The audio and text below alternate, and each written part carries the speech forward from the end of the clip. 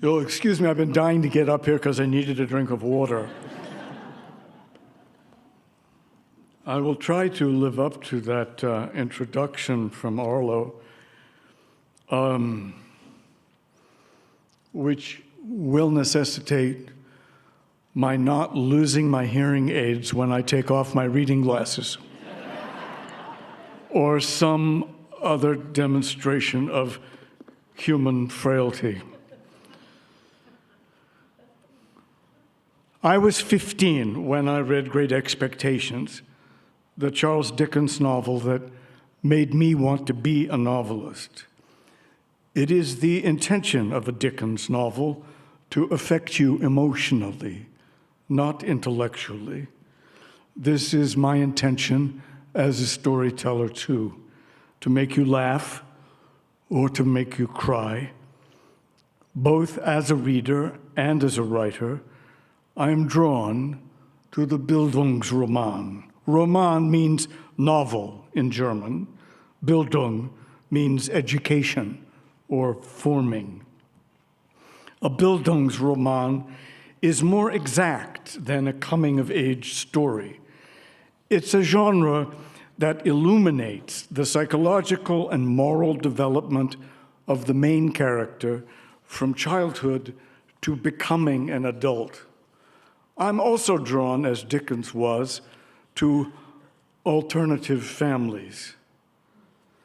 The main character in Great Expectations never sees his father or his mother, only their tombstones. He is raised by his sister, who is married to a blacksmith. The blacksmith is much more loving than the sister. Like most children who are missing parents, he finds another family. Dickens was my first hero, but he was not an ending man. Dickens didn't write toward an ending. He didn't always know where he was going. He winged it. I was 17 when I read Moby Dick. Melville knew how to end a novel. He knew where he was going when he began. Moby Dick is about a doomed family. The crew of the Pequod is doomed from the start. The ship's captain is a lunatic. Captain Ahab is the ultimate tyrant of a father. Ishmael's shipmates are his family. He will lose all of them. Ishmael is the sole survivor. A first-person narrator is a good sole survivor. In the last line of Moby Dick, Ishmael calls himself another orphan. As a novelist, my orphan novel, The Cider House Rules, is also a family novel. Unadopted orphans are just children in an alternative family. My 16th novel is titled Queen Esther. For those of you who are familiar with the novel or the film of The Cider House Rules, a character you know makes an appearance in Queen Esther. Dr. Larch, the obstetrician and abortionist at the orphanage in St. Cloud's, Maine, is younger than you will remember him, as are Nurse Edna and Nurse Angela. And there's a different cast of characters among the unadopted orphans at St. Cloud's, where the same rules apply. Dr. Larch will give you what you want, a baby or an abortion. As you may remember, the orphans who get adopted are the infants. Nobody wants the kids who are old enough to have some memory of where they came from. Nobody takes orphans who have baggage. In the state of Maine and most of New England, when these unadopted orphans were 14, going on 15, These young teenagers became virtual indentured servants. Working families took them in as cheap labor. In this novel, there's an unusually philanthropic family, the Winslows. Thomas Winslow is a school teacher. His wife, Constance, is a town librarian in New Hampshire. They don't make a lot of money, but they have family money. They come from well-born families. There were Winslows on the Mayflower, and Constance Winslow's maiden name is Bradford. There were Bradfords on the Mayflower, too. The Winslows have 4 daughters. Honor Winslow is their 4th daughter. For each of their first 3 daughters, the Winslows went to orphanages and found a young 14-year-old girl who was about to become a ward of the state. The Winslows are sincerely philanthropic. They don't abuse or take advantage of these young unadopted orphans. These girls are hired nannies. They're live-in babysitters and caregivers to the Winslows' newborn daughters.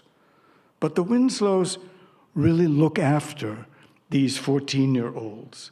The Winslows send them to colleges and universities.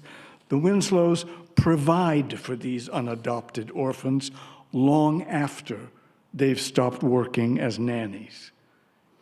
The townspeople in this small New Hampshire town resent the Winslows, the way rich people are resented, but worse. The townspeople resent the Winslows because they're do-gooders. Worse still, the first 3 nannies were truly wonderful young women.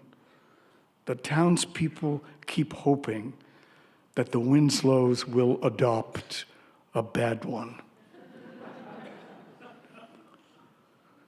The last 2 of the Winslows' unadopted orphans were French Canadians from a Catholic orphanage in New Hampshire run by nuns. The Winslows, who aren't at all religious, were a little worried that the French Canadians might have been brainwashed by the nuns. Not so. They were great girls, not overly religious.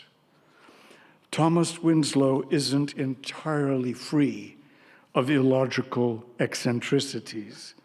He wants to get his unadopted orphans from New Hampshire, where he lives. Thomas looks down on his neighboring state of Maine. He's heard of Dr. Larch and the orphanage at St. Cloud's. Thomas likes the idea of an orphanage run by a physician, a doctor with no religious affiliation. Thomas just puts off going to St. Cloud's because it's hard to get to. At times of the year, the roads are impassable. You have to take the train. Thomas Winslow is a snob about public transportation. He's a snob about all things public, including public opinion. There have been letters back and forth between Dr. Larch and Thomas Winslow. The 2 men like each other, and Dr. Larch thinks he may have an unadopted orphan who suits the Winslows' needs for their 4th daughter. There's one more thing you need to know. Thomas has no tolerance for intolerance.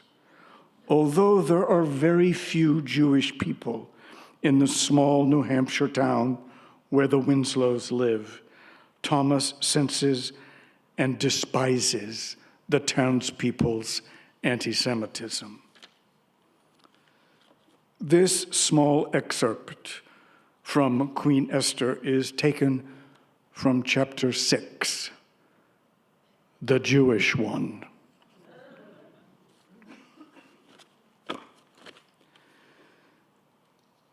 The train to St. Cloud's left as early as a milk train, and it made as many stops. The train stopped at stations where no one got off or on the train, but the Winslows scarcely noticed their fellow passengers. More people disembarked and boarded the train in Portland, and again in Lewiston, where the train to St. Cloud's went its own way, due north. North of Lewiston, the Winslows were wondering about their closeness to Quebec, or Thomas had his own reasons to say, another French-Canadian would be nice, Connie.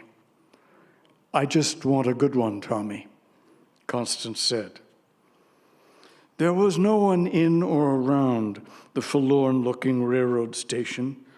No other passengers had disembarked or boarded the train in St. Cloud's, where the dirt road to the orphanage was not as muddy as the Winslows were expecting. Spring had not yet come to this part of Maine. There were mounds of unmelted snow in the woods as the Winslows trudged on. Dusk was falling.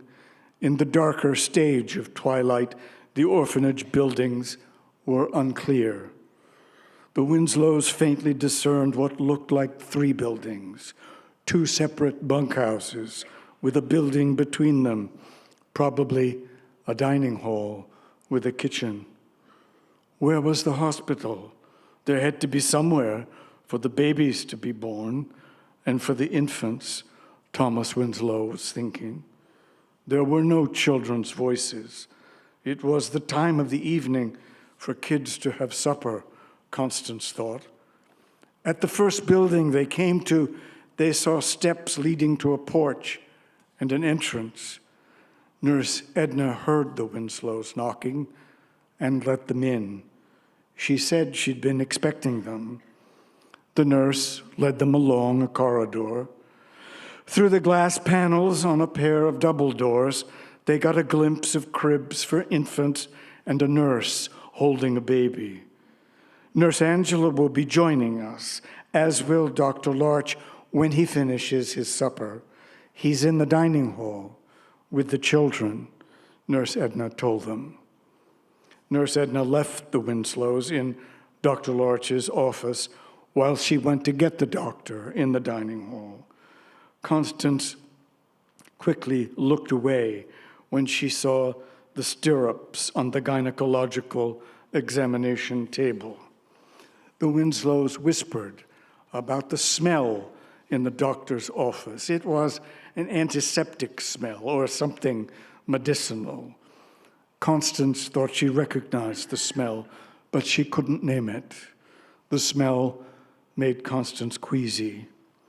The office was a maze of books and instruments, but the doctor's desk drew the school teacher's attention. The typewriter was the centerpiece. The surrounding stacks of pages had a writerly symmetry and orderliness that reminded Thomas Winslow of Dr. Larch's letters. Just then, the nurse they'd seen with the infants breezed into the office, automatically opening a window. Some fresh air might be nice. You must be the Winslows, Nurse Angela said. Thomas introduced himself and Constance, who inquired about the smell. Oh, that's just ether, Angela answered as breezily as she'd walked in. When Dr. Larch and Nurse Edna got to the doctor's office, there was no folder roll about the seating arrangements. From the 2 chairs in front of the doctor's desk, the Winslow's view of Dr. Larch was partially blocked by the big typewriter. The 2 nurses sat together on the examination table. The stirrups didn't bother them.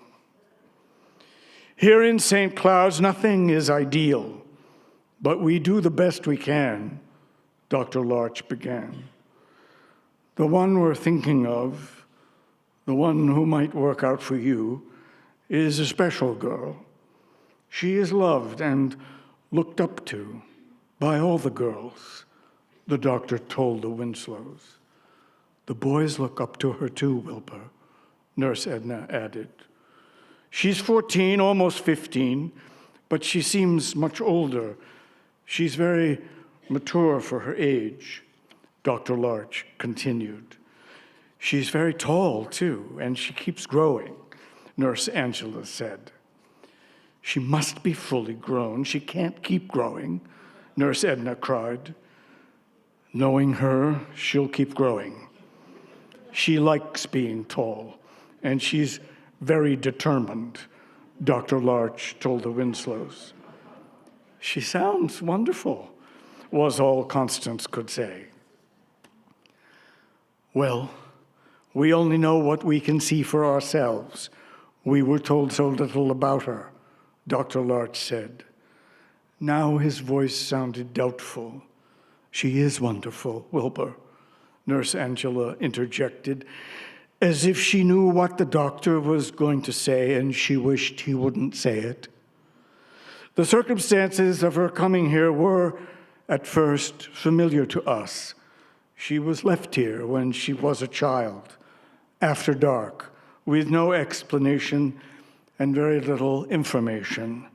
Dr. Larch began, but he paused. He was looking at his nurses on the examination table.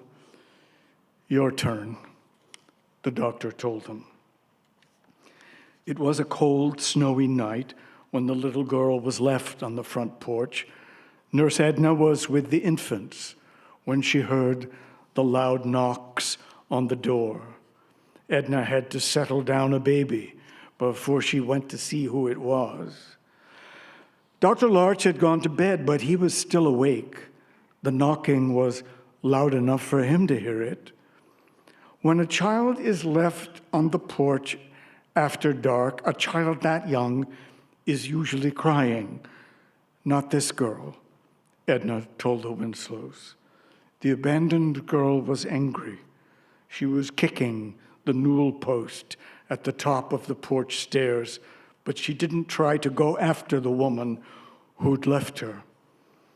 In the dim glow cast by the porch light, Nurse Edna could see the woman who was leaving, already on her way back to the train station. Please don't go. Please tell me something about her, Edna called to the woman. That was when Nurse Edna realized there were two women. One of the women was beyond the reach of the porch light. In the darkness, the unseen woman's voice resonated in the dark. She's Jewish, the invisible woman shouted. She knows, said the woman Edna could see. She also knows her name and how old she is. That's all she knows, the woman added. She was receding from the porch light into the darkness. Is one of you her mother? Nurse Edna asked the woman she could still see. She has no mother, the invisible woman cried. By now, the two women had disappeared in the darkness. What is your name, dear child? Edna asked the angry little girl who was still kicking the newel post. Esther, like the Queen. Queen Esther, the girl answered. She enunciated with unusual clarity. She didn't speak like a child. Queen Esther, I'm just Edna, Edna told the little girl. I'm just Esther, Esther said, giving the newel post another kick.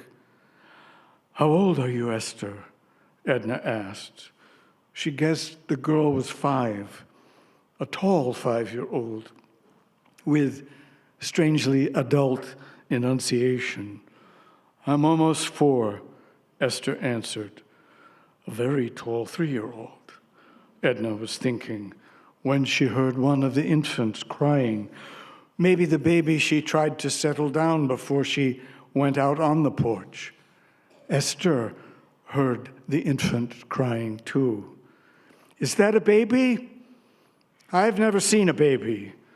Are there other kids here? I don't know any kids, Esther said. The Winslows were getting the picture. Nurse Angela had heard the invisible woman shouting, and what she shouted, all the way from the girls' division. Some of the girls who weren't asleep had heard what the unseen woman shouted too. It was hard not to hear the, "She's Jewish!" and the, "She has no mother!" if you were awake. Angela told Edna that Dr. Larch was not in his bed. He was waiting to meet the new orphan in his office, in his pajamas. He'd heard the, "She's Jewish," and the, "She has no mother," as some of the boys had heard, the ones who weren't asleep. Children repeat what they've heard. What the angry-sounding woman had shouted would get around. In an orphanage, many children have no mother. The significant part of Esther's story was her Jewishness, and being a Jew mattered to Esther. In Dr. Larch's office, it had been strange when Esther started speaking of herself in the third person. Esther has no mother and no father, the girl began. Her first words to the doctor. "I'm sorry about that, Esther," Dr. Larch told the girl. "The king loves Esther more than the other women," Esther said.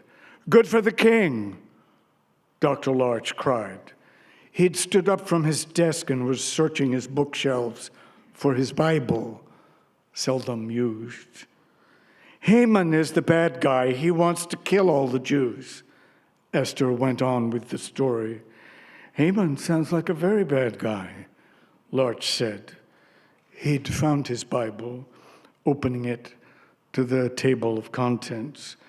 "Esther and Mordecai saved the Jews. They are Jews," Esther explained to Dr. Larch. "Mordecai sounds like a good guy," Larch said. Esther just nodded. She would let no one interrupt her story. "It sounds like Esther should tell the king what Haman is plotting against the Jews," Dr. Larch told Esther. He'd guessed the story was biblical, definitely the Old Testament, Larch was thinking. Esther sighed, nodding again. If she didn't like to be interrupted, she would let no one rush her story either. "The king hangs Haman," Esther said, emphasizing the hanging part. "Good for the king," Larch cried again. "Haman's kids get hanged too, 10 of them," Esther added. "They had it coming," Dr. Larch cried. It was evident that Esther thought so too, from the vigorous way she nodded. Who would read or tell a kill or be killed Old Testament story to a child? Larch was wondering. He'd found the book of Esther in the Old Testament. "You were named for the Esther in the Bible?" Dr. Larch asked her. This time when she nodded, Esther smiled, only a little. "Who told you that you're Jewish?" Dr. Larch asked Esther. "My mother wanted me to know," the girl answered. "But who told you, dear? Was it one of those 2 women who brought you here?" Edna asked the child. "Not them. He said he was a rabbi," Esther answered. "Another man was with us. He wrote everything down." "The rabbi in your synagogue? You were brought up Jewish?"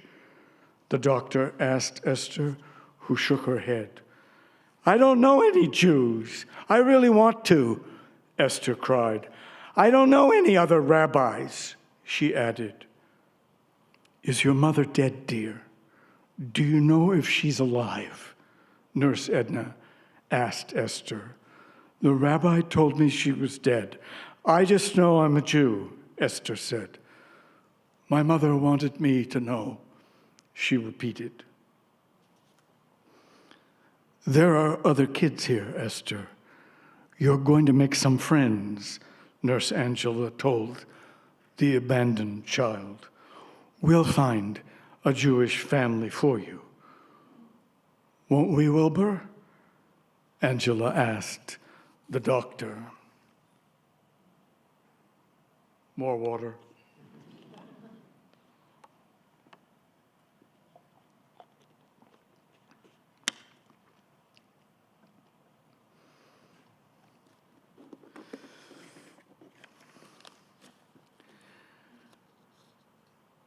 As E.M. Forster said, yes, oh dear, yes, the novel tells a story. In the case of this novel, if Dr. Larch had found a Jewish family to adopt Esther, I'm guessing there wouldn't have been a story. But Larch has been trying for a decade and counting. Dr. Larch knows the Winslows are the best family for Esther he's going to find. At the time, there was a small Jewish community in the Lewiston area, a bigger one in Portland, a seaport. At first, there is no verification that Esther is Jewish. By the time Larch traces her to Portland, where he finds the rabbi who knew Esther's mother and met Esther as a child, Esther is already a teenager. Truly no one but the Winslows would adopt a teenager, especially this one. A Viennese Jew, Esther Nacht was born in Vienna in 1905. Her mother and father believed they were rescuing their baby from the anti-Semitism they'd already encountered in Austria. The father dies on board the ship from Bremerhaven. As Larch learns from the rabbi, Esther's mother is murdered by anti-Semites in Portland. When Esther is 14, shortly before she meets the Winslows, Dr. Larch takes her to Portland. The rabbi wants to see Esther again. He has her and her mother's passports, their travel documents, which the rabbi wants to give to Esther. This smaller scene I want to read you is something that happens to Dr. Larch and Esther in Portland. This is an excerpt from chapter 8, A Bra for Esther.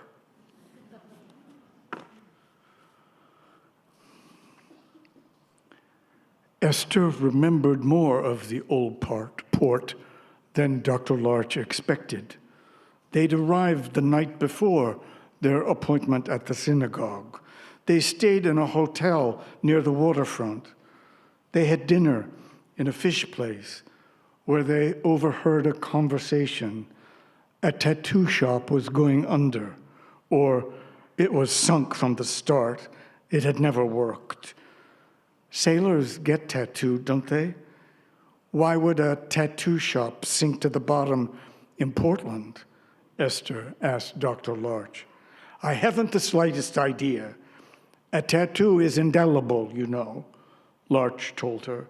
The pigment is inserted into punctures in the skin. It's permanent, Esther. I know. I want one. I want to talk to a tattooer about it, Esther said. Dr. Larch was aware that Esther didn't like to wear girls' clothes. She liked boys' clothes better. It bothered Nurse Edna and Nurse Angela that Esther wouldn't wear a bra. She just plain refused. Esther is small-breasted. She can get away with not wearing a bra, Larch told his nurses. Esther is only 14, Wilbur. She'll need to wear a bra one day, Nurse Angela said. Nurse Edna just nodded. It was after dark in Portland, but not late at night, when Larch took Esther to Anchor Al's on Commercial Street. Al was a maritime tattooer from New York, another seaport. Al was packing up his tattoo flash, anchors and mermaids, tall ships at sea, true love tattoos, bleeding hearts pierced with daggers. For Esther's sake, Larch was hoping against a mermaid. He still didn't know what kind of tattoo Esther imagined she wanted. The tattooist could tell Esther was the one who wanted a tattoo. He thought she wasn't old enough to get one. "If I had to guess, young lady," Anchor Al began, "you're not looking for a bleeding heart or a tattoo of a seafaring kind." She's not old enough to get a tattoo, but she has imagined one in her future, Larch told the tattooer. "It's just words, no pictures, no sharks, no sea serpents," Esther began. She sounded apologetic. "Words mean as much as pictures, young lady," the old maritime man assured her. "I'm going back to the Bowery, but tell me what words you're thinking of and where you imagine putting them."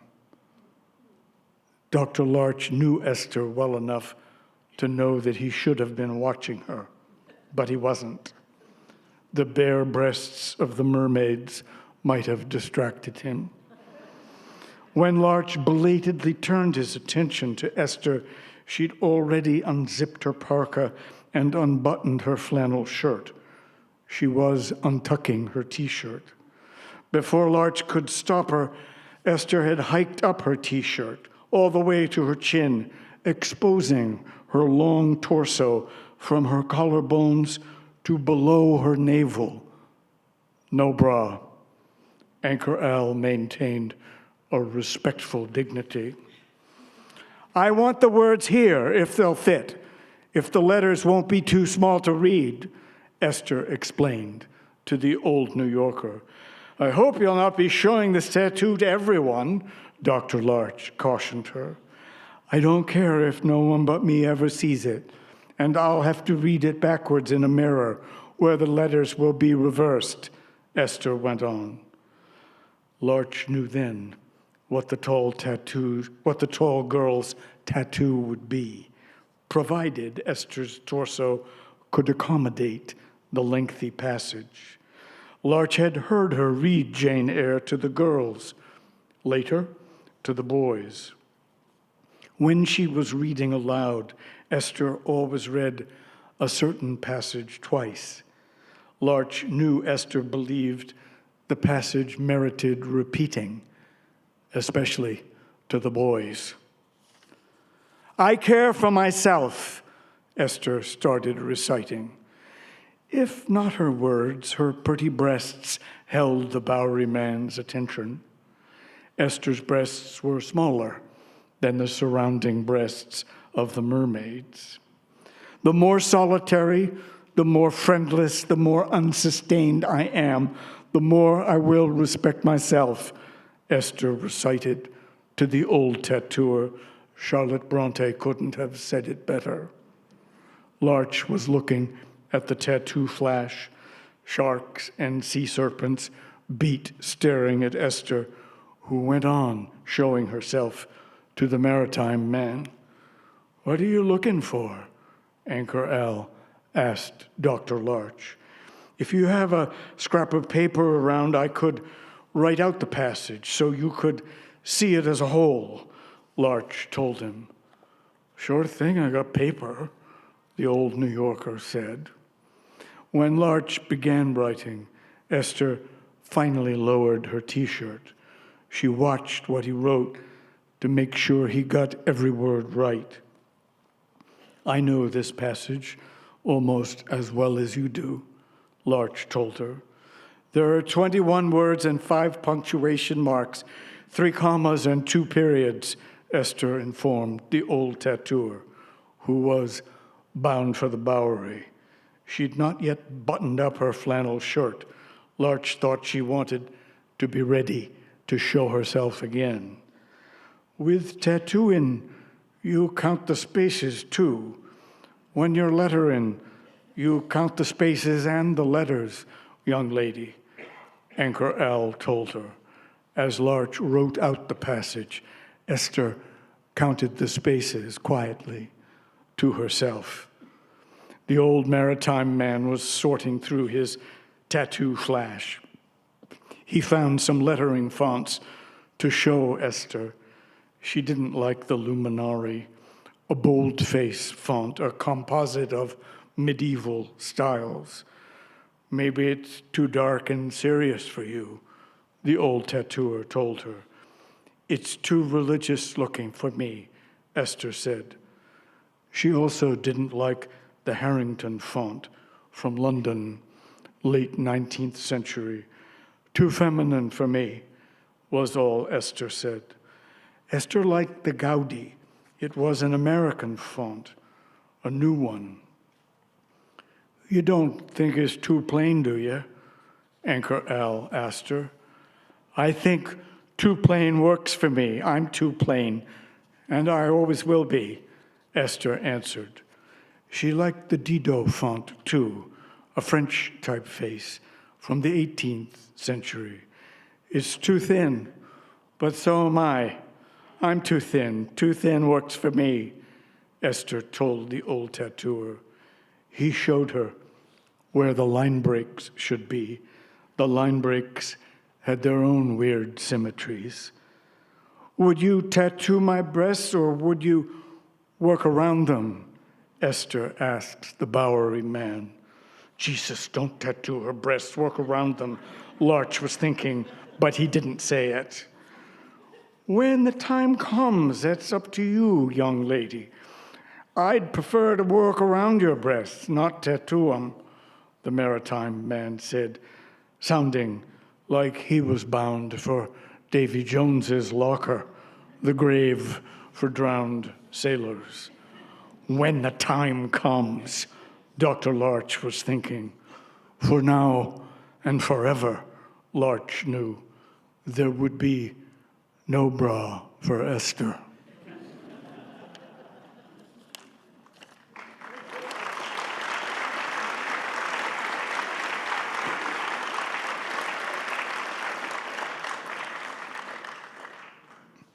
As you may have heard, I begin a book with an ending. I'm always writing toward a predetermined ending, an ending I've already imagined. I've already written some of the ending, long ahead of getting there. In the case of Queen Esther, the final chapter is set in Jerusalem in 1981. Until recently, that was the last time I was there. In July 2024, I went back to Jerusalem. I needed to refresh my memory of the visual details. I needed to see again everywhere I was, now more than 40 years ago. Remember Esther when you first met her, an angry little girl who was 3, almost 4, when she was left at the orphanage. In Jerusalem in 1981, Esther will be 76. This is an historical novel. It ends in Jerusalem in 1981. My characters come from the late 19th century and the 20th century, but Esther's story is as old as the Old Testament and the Hebrew Bible. Thank you.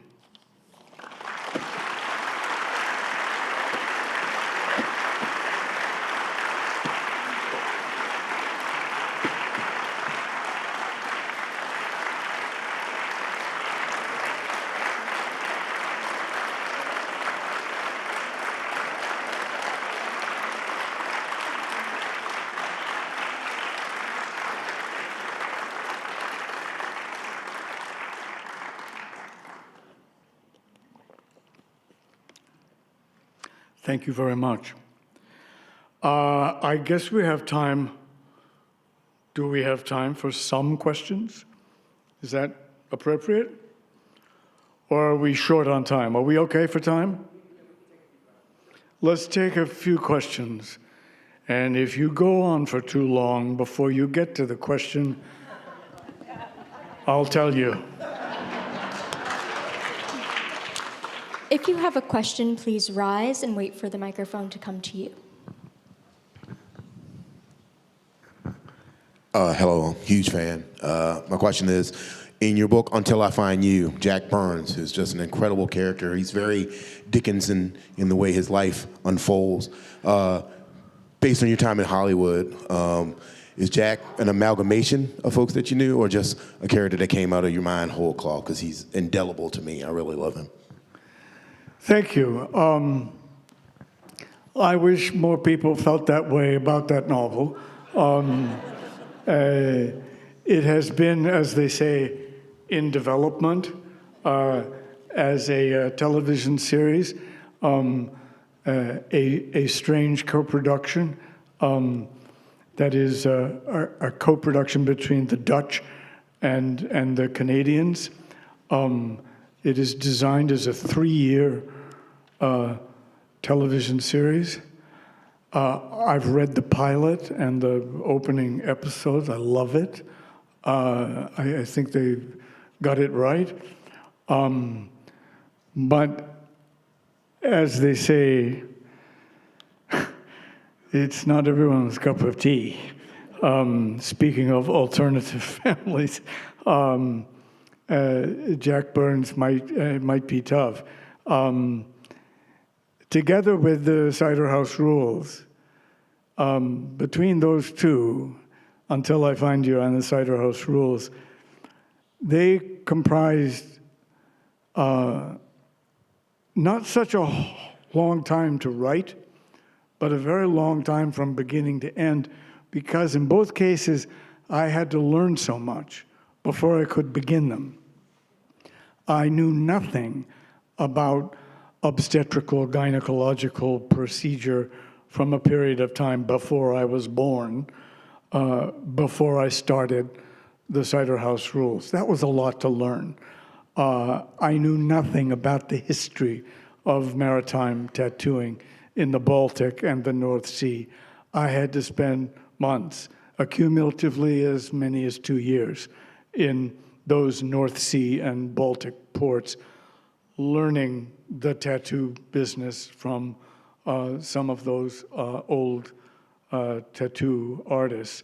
I also felt I couldn't be very well convincing in the mindset of Jack's mother if I didn't learn how it felt to tattoo someone. So I had to learn how to, I didn't just have to learn the history. I felt it was essential to know how it felt, to learn how to do it.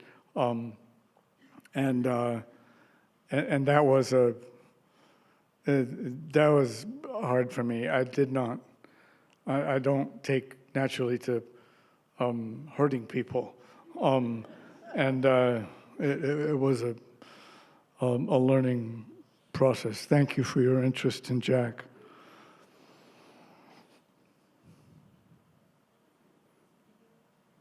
What? No questions? Okay, well.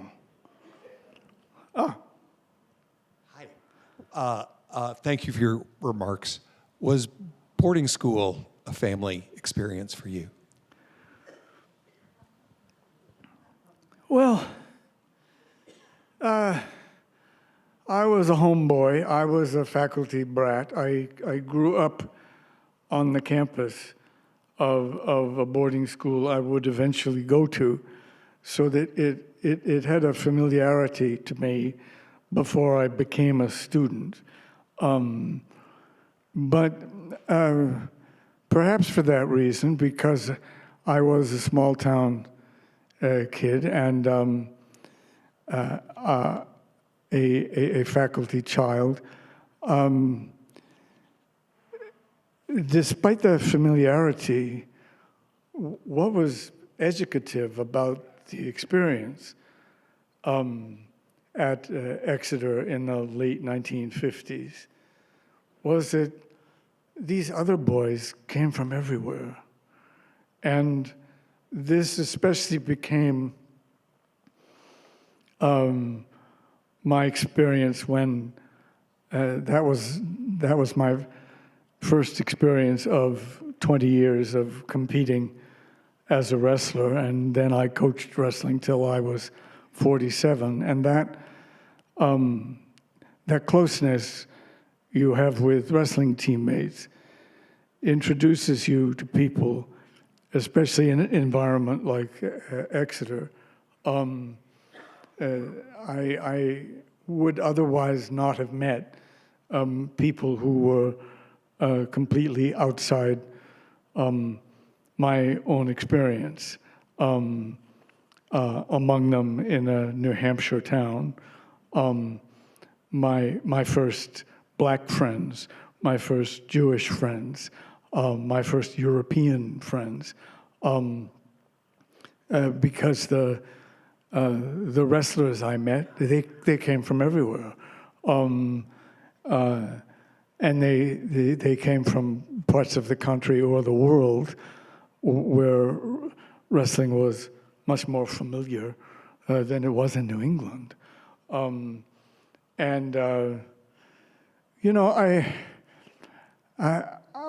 think you have to keep in mind that the exposure, the closeness you have in teammate situations with people who are unlike yourself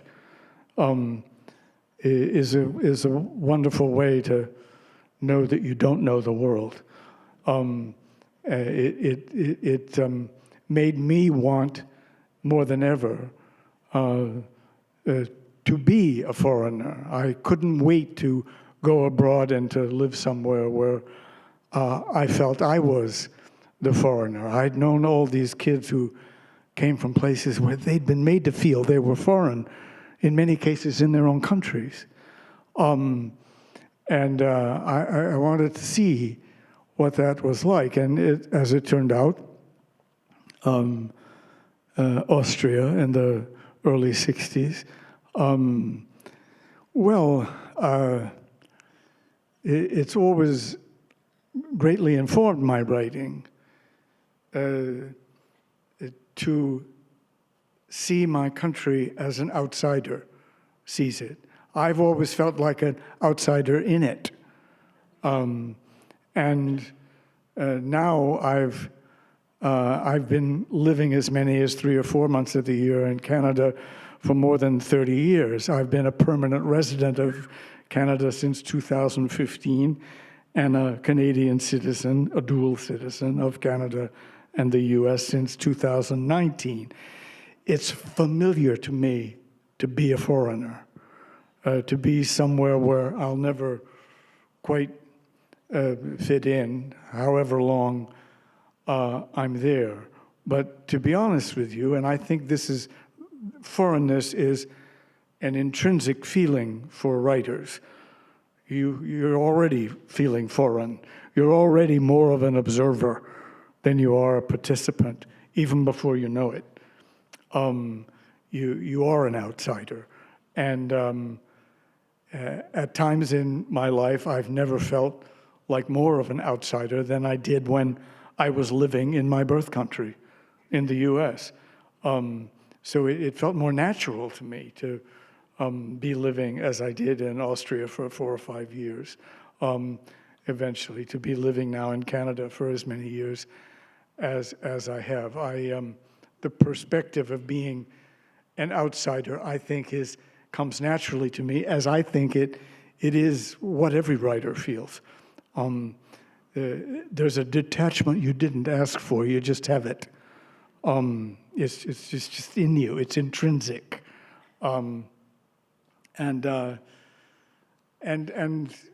So the boarding school experience, when I lived at home, right? I went to my parents' faculty apartment, and there were boarding students living in the dormitory part of where I lived, But I lived in my own home. Even that was a strange kind of outsiderness. It also helped formulate my identification in my fiction with so many outliers as characters, so many characters who are themselves outsiders. Or when I was a young teenager, 14, 15, just starting the boarding school experience, my younger brother and sister, boy-girl twins, were gay and lesbian. I knew how they would be treated. My mother was an OBGYN nurse's aide. I heard about abortion rights long before Roe versus Wade. My mother's job was in family counseling. Basically, what that meant was she talked to a lot of unmarried, pregnant girls, many of them who were too young legally to be having sex, but they were already pregnant. In many of their cases, it didn't get any easier for them necessarily after Roe versus Wade. My brothers and sisters and I sometimes say my mother is dead now. Well, it would kill her to see what's happened to abortion rights in this country, to the atrocity those Republican Catholics on the Supreme Court made of it. In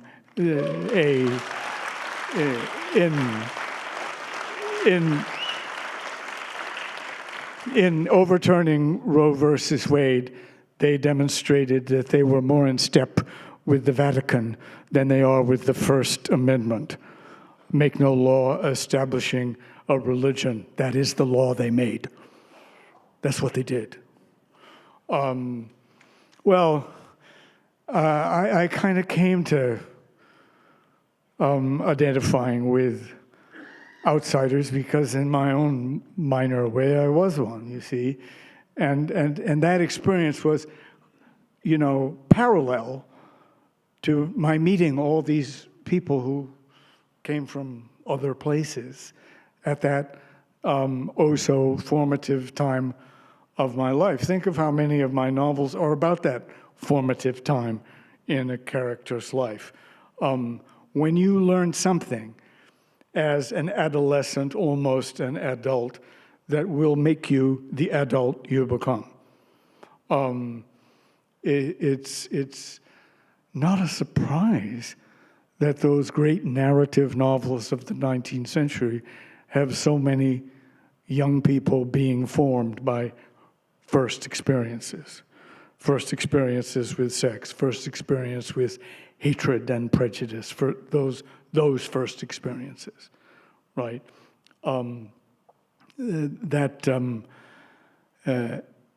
It was just a coincidence that when I was first a foreign student in Vienna, I had a Jewish roommate who opened my eyes to the anti-Semitism that was still very much in evidence in the Austria of the 1960s.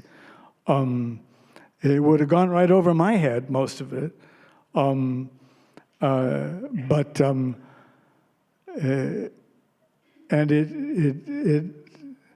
it's painful to me now. This roommate read all my books, and we stayed close. But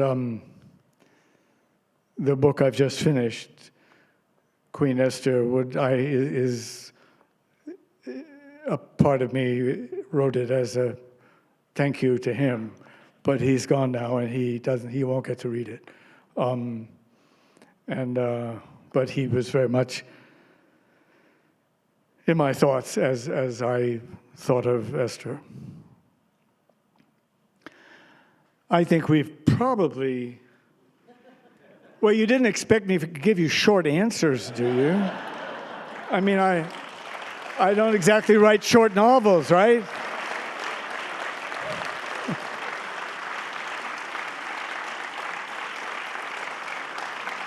Okay. Now for my last trick. In front of you, I'm taking off my reading glasses without losing my hearing aids.